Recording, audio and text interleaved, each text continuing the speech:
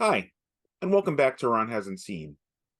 Today we're continuing our series of 1970s classics with 1973's Mean Streets.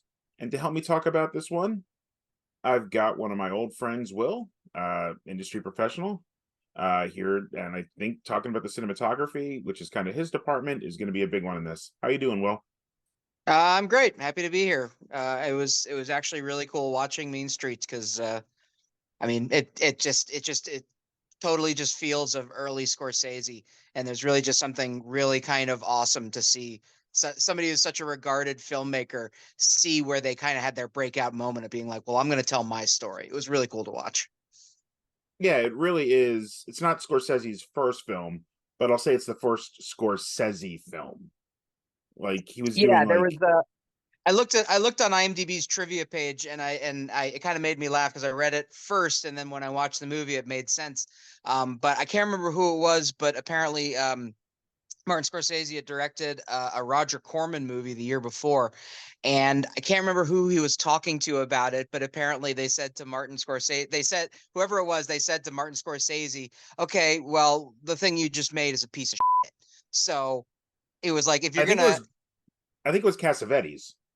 Yeah, that's right. It was fucking Cassavetes. So yeah, basically just threw down the gauntlet at him, just being like, yeah, so you can make the studio trash with Corman. What's the story you want to tell? And Mean Streets is what he came up with. Like, and it was apparently Scorsese trying to be more authentic and honest from where he came from as well.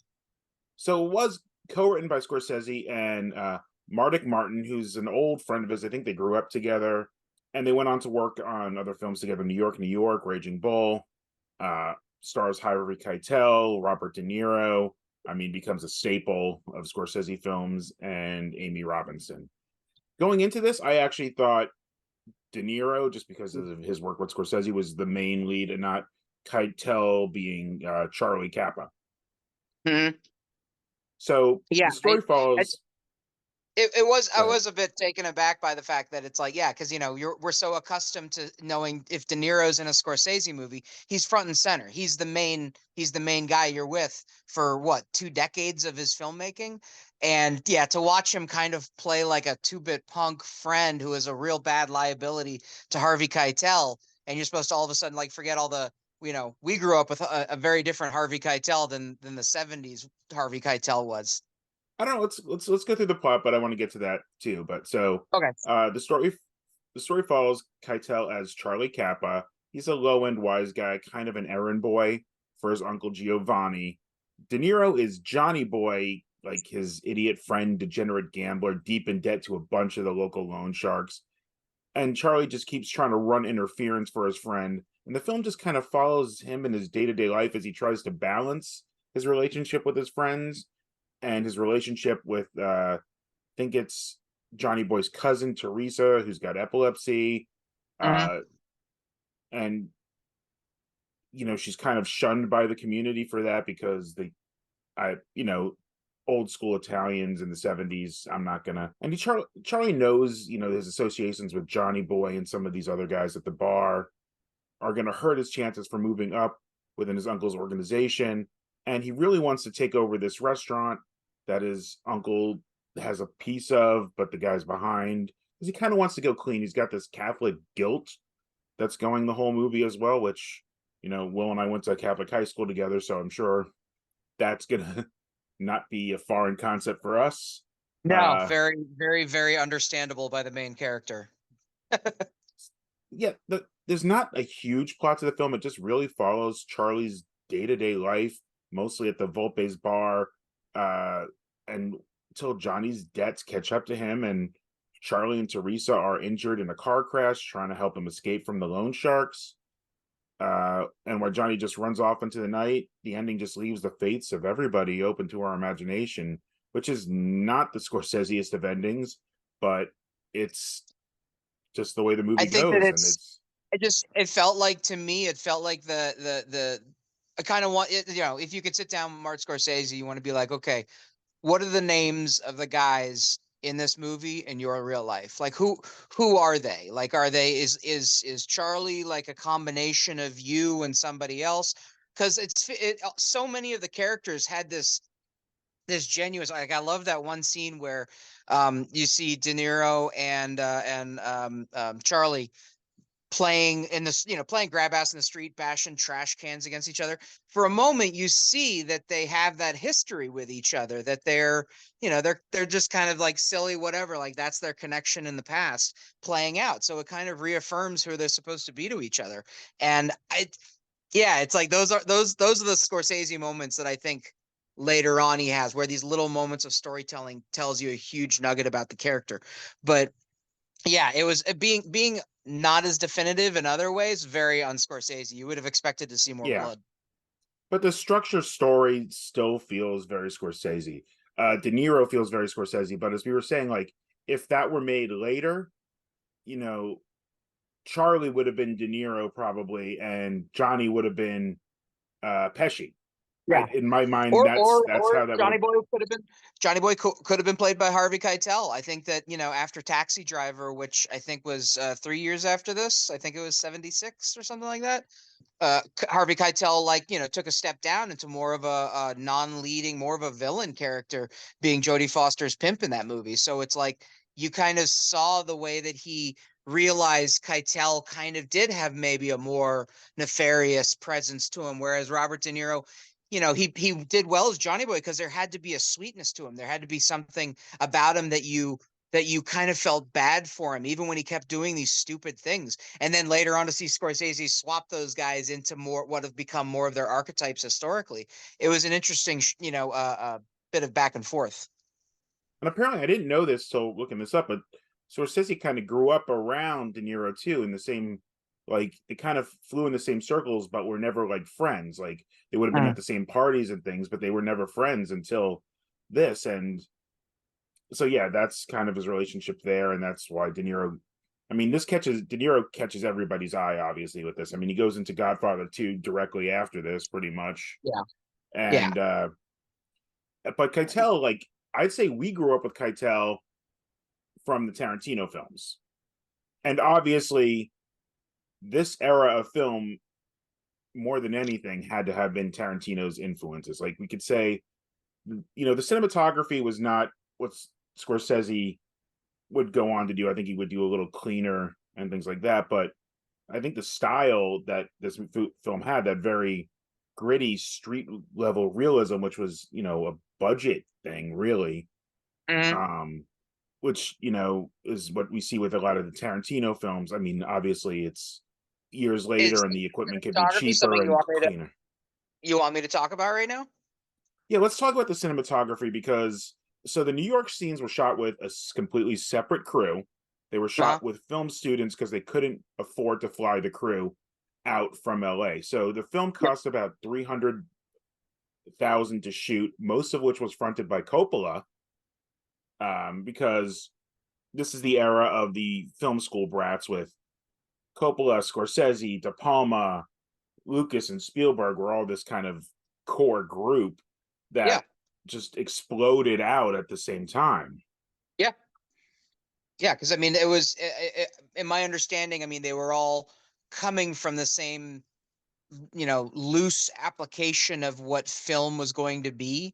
You remember they probably were going to film school. I think Spielberg and Lucas were at USC, I think, or something like I that. thought they But were all together at USC. I'm not sure. that may Um, be true. I'm not entirely sure, but the fact is that they probably all grew up being, or I'm sorry, they all probably were educated at film school by teachers who were from a era of filmmaking that was way more theatrical. It wasn't the cinematography that we're expecting. It's kind of more of a stage show. And those were probably the filmmakers that when they were also going to film school or early on were influenced by the French New Wave, which very much made itself apparent in Mean Streets with the amount of handheld. I mean, Martin Scorsese's never shied away from using handheld when no, necessary, but Mean Streets, I mean, obviously they only had so much time, they only had so much money, they but it was they such couldn't a it was afford such a the they specifically couldn't afford the extra days of shooting to use the trolleys and the carts and the rails and all that. yeah. And also they were shooting in New York, like all those festival scenes in Little Italy were Uh-huh. just there. And I think it's funny you were talking about the French New Wave stuff because I just did last week. I just did French Connection, Hmm. where Friedkin's not a film school brat. He was, grew up in TV and got his, but he studied film on his own. And he said Hmm. Z was what influenced that. And this being a couple years later, you could see that kind of influence already here as well. Yeah. And, you know, I think more than anything, like the police procedural shows just stuck with that style of shooting and run with it. But I mean, that's also a product of TV's production timelines. Yeah. Well, I think that I think that at the time, as it always goes, I think that media becomes settled on the glitz and glimmer and the glamorous view of it, and it takes artists to remind people what the world really is by showing what they came from. I mean, John Singleton and so many African American filmmakers did exactly that in the early 90s. They started sharing the stories of their neighborhoods and what they grew up with, and it revitalized cinema, and it created new voices and new story styles that went as far as Boys in the Hood or Menace to Society or all those movies. That's not, to me, that's very similar to when you have filmmakers like Martin Scorsese and Francis Ford Coppola coming from, again, a world that wasn't being depicted in the movies that they saw, and there was a grittiness, there was a dirt, a palpability to it that they weren't seeing expressed. Because I think that one of the interesting things is that fight scene in the pool hall in Mean Yeah. Streets. Because I'm sitting there watching it, and my wife Keegan is with me, and she was like, "Wow, they're just going to keep pushing him and pushing him and pushing him." Like the fight scene obviously just felt like they didn't have a fight coordinator. There's definitely no way that they could have afforded a fight coordinator to sell a good fight. So I think that they just told them all to just brawl like they used to. And they wound up just kind of showing you a little bit of a pantomime of what that was. That's what those guys grew up with, and it became a huge box office success for years. The Yeah. Italian mobster, mafia, gangster, that became an entire genre because that was what was true in the world, and somebody finally put a light to it. And this contrasts pretty clearly with, I mean, Godfather was a big hit, what, 2 years before this, but a Mhm. contrast with it because we're not seeing the bosses in this. We're seeing the street level, which is, even in Scorsese's later films like Casino and Goodfellas, the bosses we see in that are still kind of the mid-level bosses. We never see the high end stuff out of him. And I think he likes this street level thing. And I think he likes shooting at the street level because it really did feel like you're just walking around the streets with these guys. Yeah. And I think that I think that we've become so weirdly spoiled by the action movie pinnacle, where we expect that the guy who is the lowly fighter, who is a street whatever, and he just somehow raises through the ranks where he's going to meet the absolute head of the organization from wherever. Like, we're just used to those movies being like, yeah, that's totally something that happens. So they just let some dude in the room with the guy who runs the entire organization by the end of the movie, because that's what happened. No, it doesn't. So I think that Martin Scorsese is smart about doing that. He's like, I never saw the really high level bosses, so why would I try to show them? I just showed the story, the people that I knew. That's enough. Implying that there's stuff above them. Yeah, I mean that goes without saying. Now, can you see as a cameraman, can you see the difference between the street, the New York, like outside on location shots versus the indoor shots, which were all filmed with more of a professional crew in Yeah. LA? Like, do you see a style? Do you really see that big of a stylistic difference between them? Well, so I mean, they shot inside the that bar that they hung in a lot. They used that location for every penny that they paid, because obviously they placed a lot of it in there. All of them hanging out. There's a number of parts in that movie where I think that they kind of just accepted the fact that they were like, this is going to be a bar, so it's okay to be dark. The film stocks that we shoot on right now in 1972 or 1973, they are very slow. Like I think that maybe like a 50 ASA or a 100 ASA if they're lucky. I mean, I could be completely off on that. But that's basically stuff that they used to shoot John Wayne movies with back in, beginning of the 20th century. So well, sorry, not that far back. You can edit around me. I'm terrible.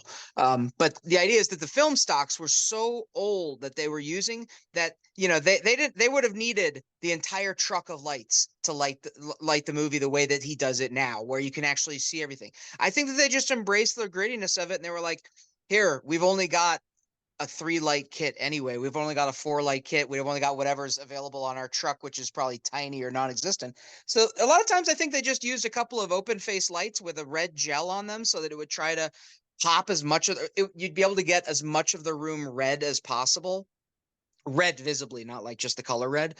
Just do a Yeah. couple of those lights, and then they just tried to run with it. And then I think that they used a lot of practical lights as actual lights for filming it, and that's the other reason why I think everybody always thinks of, they say, oh, movies like this, they're gritty.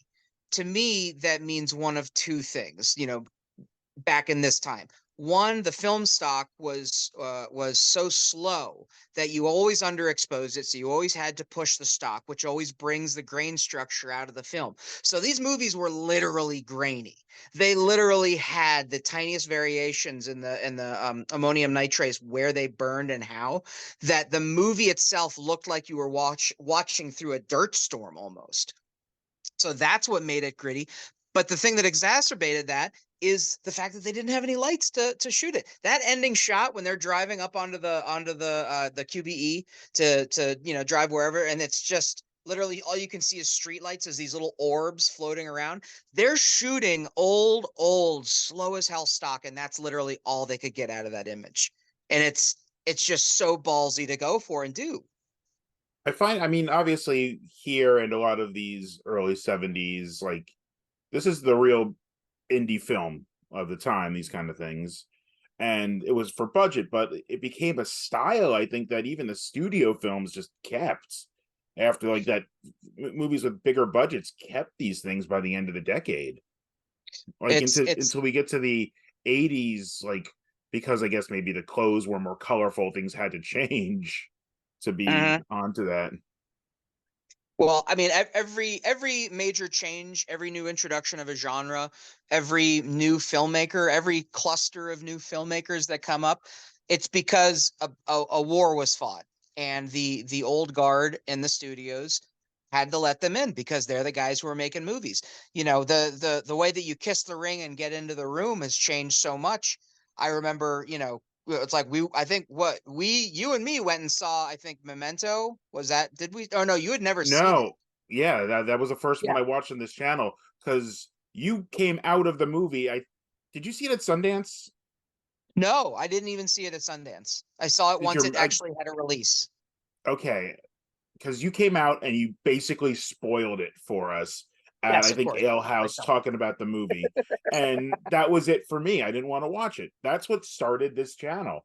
Um, Okay, well, it's good that we can loop it all the way back to that then.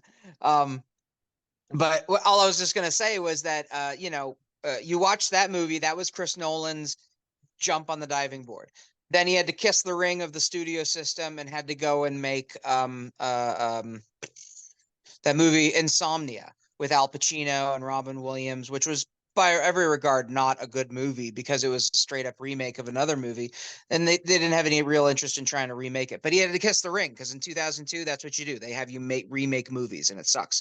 But after that, and he got to do Batman Begins. Then he starts to get to build. Then he does Prestige out of nowhere, almost as an FU, and it launches him I'm sorry, then just cap that off. Then The Dark Knight, and then the rest is history for Chris Nolan. That stuff didn't exist for guys like Lucas and Spielberg and Scorsese. They had no, to they basically, somebody was like, here's $300,000, which it barely covers the probably the budget of a single episode of I Love Lucy or whatever. right, and like Coppola backed this, but like he still, when Scorsese tried to shop at the studios, he still didn't get where he wanted. He had to go to a couple. I think he went to, I can't remember if he went to Paramount and this came out on Warner, or he went to Warner and this came out on Paramount. It wasn't the way he wanted to do it because I think he went Mhm. to Paramount because of Coppola's connection, and they didn't want to redo this. And then I think this got buried by The Exorcist immediately after. Like it didn't, like it did okay at the box office. It did 3 mil on its $500,000 budget,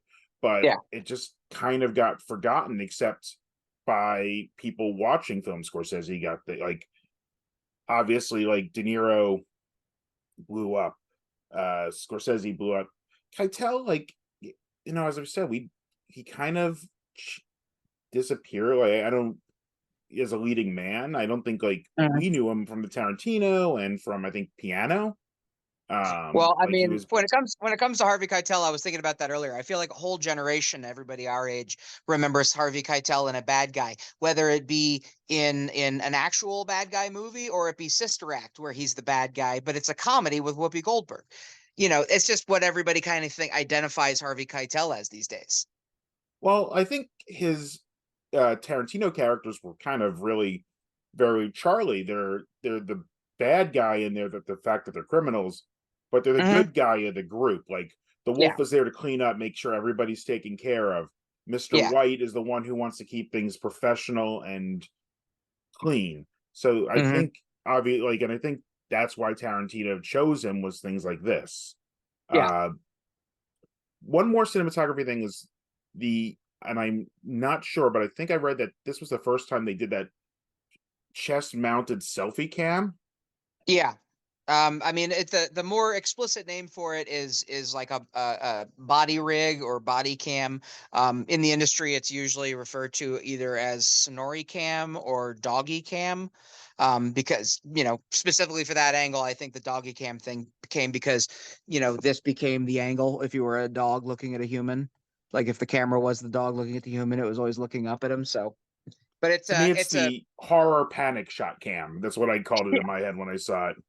Yeah, yeah. It kind of didn't fit, but it was cool that they were thinking about like what to do to kind of paint a picture. I mean, it did kind of work. So yeah, because it was when Harvey Keitel was drinking and partying, right? He was like, and he was about to pass out. Yeah, I mean, yeah. So like, I really did love this film, and Scorsese is one of my absolute favorites. Like Goodfellas is probably my favorite movie. Casino's up there. Hmm. Uh, there's a few, obviously. I haven't seen everything by him, and I'm trying to correct that here. Like Raging Bull is in my '80s list, so I'm getting to that and a bunch of other stuff. Really looking forward to Killers of the Flower Moon. That Yeah. looks fantastic. One of these days, I'll find the 19 hours to sit through The Irishman. Um, I haven't watched The Irishman not because it's long, but it's because I don't have an appetite for the de-aging stuff. Like if I'm just looking at people that look fake to me the whole time, I can't watch. It's like I can't follow it. I want them to either look sometimes completely fake like Avatar or look completely human and be a human. there's sometimes it works well, and sometimes it really just doesn't. And yeah, I mean, some of it works sometimes, but when you have an entire movie dedicated to it, like yeah. how many hours, actual hours, like more than one of screen time of de-aging stuff going on, I'm not interested. And yeah, I'm thinking of in Mandalorian when they have Luke come back, and it's not de-aging, that's a digital, model face of Yeah. his, but like in the first scene, in the first time he shows up, when it's like a couple minutes at the end on a darker ship, works fine. When he's bright on the planet in the Boba Fett stuff, it just didn't work for me. Yep. Lighting is Um, every. I do think that there's one important thing that can be easily overlooked and is actually a really interesting thing about this movie. And you and I know very well later on, Goodfellas was a soundtrack that I think both of us owned because I oh, I mean was getting to the soundtrack. all the music on it was amazing, but you and I loved just Layla, the end piano part when all the hits are happening. Yeah, Yeah. so like like you and I have the connection over that movie for that album. I think that, Scorsese's movies always have such incredibly unique soundtracks to them. They have music that I'm aware of, but I would never have owned or otherwise really listened to because culturally it wasn't what I was exposed to. It wasn't music around my house or my neighborhood or anything. But you can just tell from Mean Streets, he was using music so well that it was like, this is this is what he's accustomed to as the backdrop to his experience.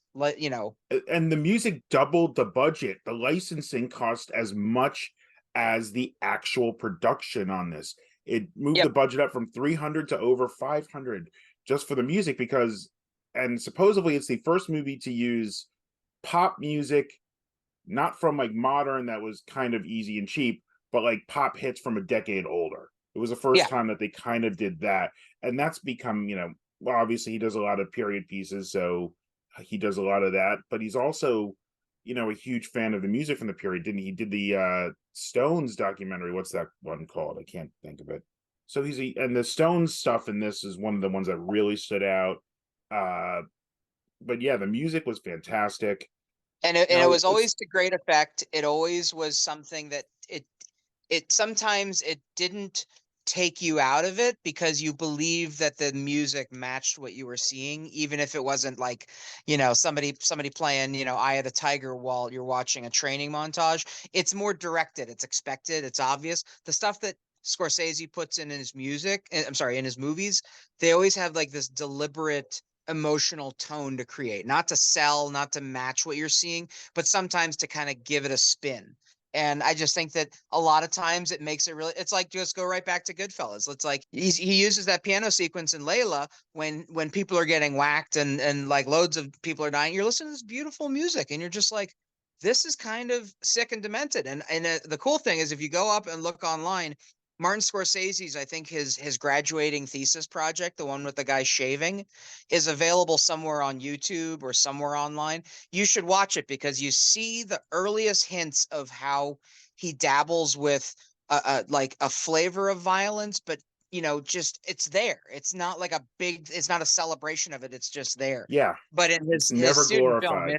it's there and it's gross. So you kind of see the angst that he comes from, and you know that he's using this music to manipulate your emotions and make you feel something that chances are it's a little, grating. And a lot of it isn't diegetic music. It's not in the film, but it could easily be there. It still fits. It's so even if it's Yeah. not being played on the jukebox in the bar, it could have been coming out of the bar. Yeah. Uh, Or they're walking around on the street. Somebody could have had their window open and they were playing it, or whatever. You believe that's where it was. One thing I do want to talk about, a scene in the bar. I'm calling it uh Chekhov's tiger in this, because when they go in the back room and there's the big cat in the cage, Uh, I thought uh, that was going to play some much bigger like plot point. Like I thought that it and was I really think, going to come out and eat somebody. yeah. And see, I think that that's what shows you is the difference, in my opinion, between a filmmaker telling a story that when they say something, you don't know if it's going to add to a formula. You don't know if it's going to be another a foreshadowing you need to remember because it's going to be relevant later on. Like Scorsese just wanted you to believe that this guy had a tiger, and that's what he's always wanted. And he got it, and he's in there cuddling with the thing, and they're all watching him like like I feel like that's the story of somebody who's like gone like I growing up, a friend of mine had a lynx as a pet.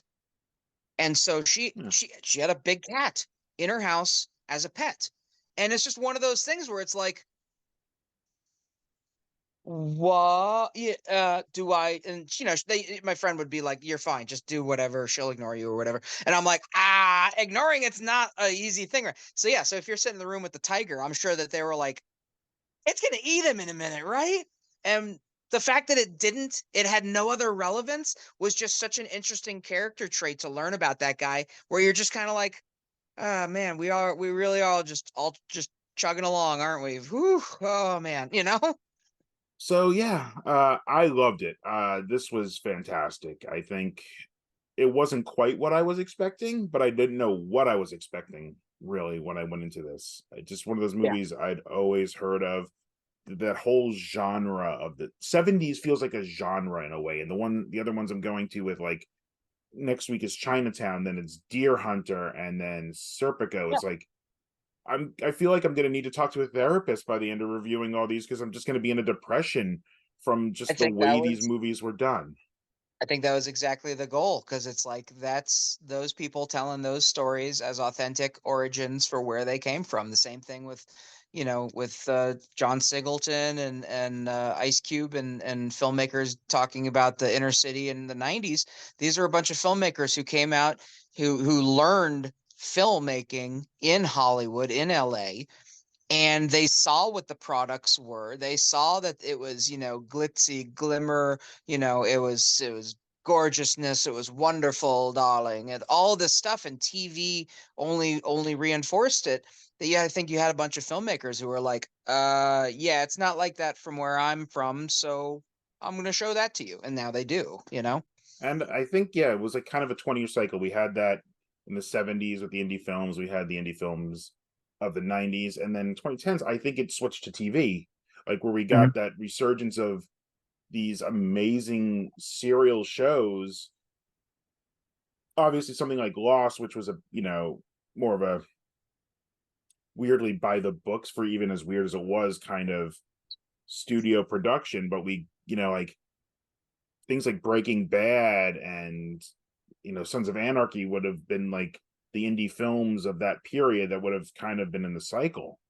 So it's actually a pet peeve of mine for television during that time period, because I feel like a lot of television has embraced this notion that the anti-hero, no matter how badly he behaves, no matter how flawed his mistakes are, and how committed he is to never ever getting better or making final decisions that would improve his situation, so many of those shows just milk that formula, in my opinion. And I think that they come from a misunderstanding of Scorsese, because so many of his movies are anti-heroes, but the difference is that his anti-heroes are actual people who make final decisions on their lives or run for their lives. Like the Yeah. number of seasons where you watch Sons of Anarchy and you're like, you guys don't get it. You keep making the same dumb decision over and over again. So you're always going to have problems, as opposed to someone like Johnny Boy and Harvey Keitel.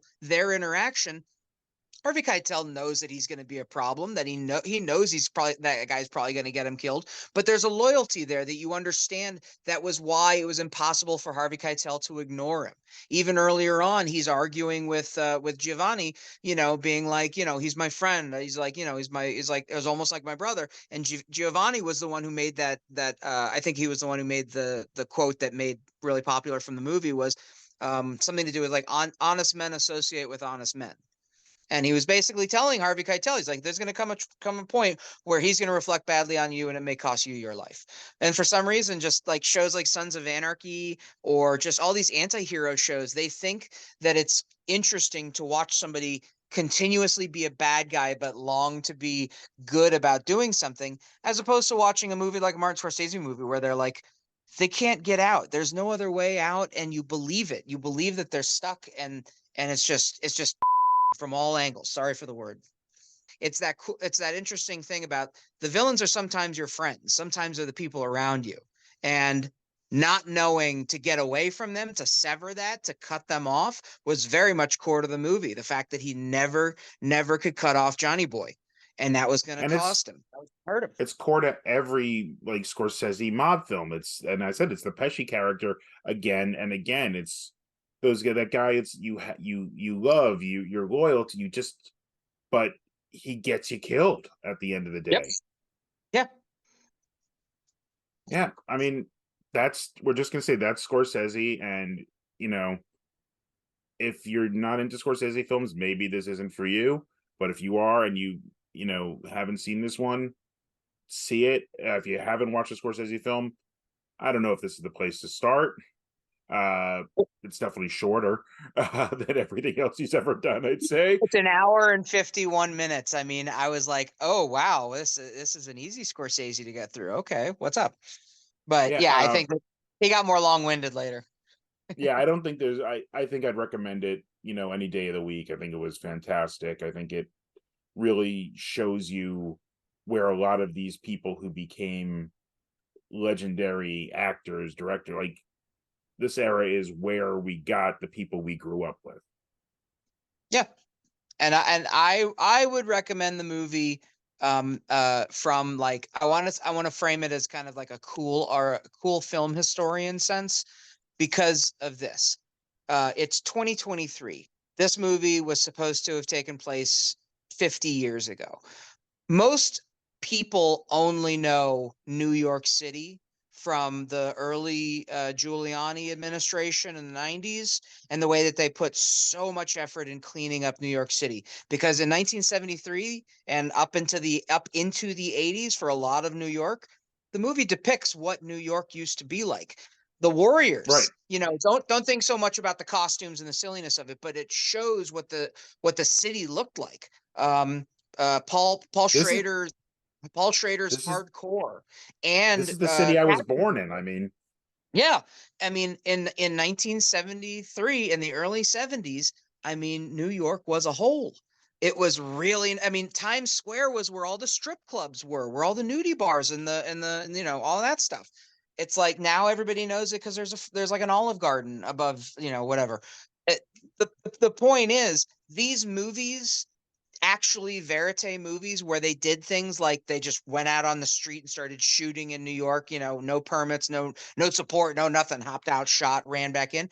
They were doing that stuff as late as Ghostbusters. There's a shot in Ghostbusters when the Ecto-1 pulls up in front of the library and they start running out and they start running towards the camera. They do a shutter wipe between the two, but if you look off to the side, there's a security guard from the library running at them to yell at them to tell them they can't be shooting there. And it's I in the mean, final movie. it goes But further than that. Like Elf, all the oh scenes yeah. of Buddy walking around New York were just guerrilla shot because that was just kind of a passion project for those guys too. Yeah. And like even the Santa look-alike was just happenstance, somebody they met on the street. Yeah. And Yeah. when I hear these things as a lawyer, as my day job, and someone done who's done film from that perspective of getting clearances and just ow, Yeah. ow. So we're gonna recommend this. It's probably gonna be an easy one to find. So go out, see it. Will, just thank you just for sit, coming on. sit down, give it a shot. It's a very different movie, and it archives a very unique time in our country that I think is being lost to the Disneyfication of a lot of everywhere. So the movie shows something that I think is really truly authentic to America, and it's documented in the best way possible. It's a movie that will live on for forever. So give it a shot. I mean, it's 2 hours long. It's really really quality, and you see a really bright young filmmaker kind of really the first time trying to find his point. And one of the things that he definitely discovers is that music is a great way to tell stories. And it's heavy, but it's not like the most depressing movie ever. It's a good movie for like a bag of popcorn and a beer. So it's not gonna weigh you down like some of these other ones I'm gonna get to kind of Yeah, will. But Will, thanks for coming on. Always good to have you here. my pleasure. And thank you guys for watching Ron Hasn't Seen. If you like what I'm doing, like and subscribe below. If you have anything to say about it, please leave a comment. And we'll see you next week with Chinatown.